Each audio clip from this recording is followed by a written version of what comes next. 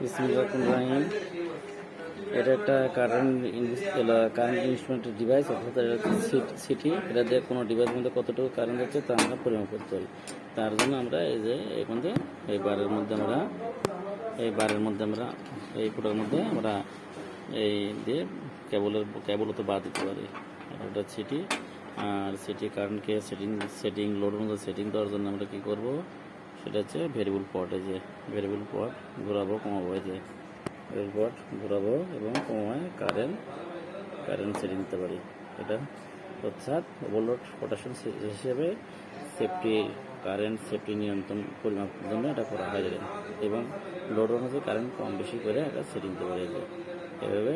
আর এটা সাথে stability setting হবে, কারেন্ট স্টেবিলিটি সেটিং এভাবে সেটিং দিতে পারি। অর্থাৎ এটা একটা কারেন্ট ইনস্ট্রুমেন্ট ডিভাইস, এভাবে দ্বারা কারেন্ট পরিমাপ করা হয় এবং এটা দ্বারা আর এই ভেরিয়েবল পট দ্বারা সেটিং দেওয়া হয়। আল্লাহ হাফেজ।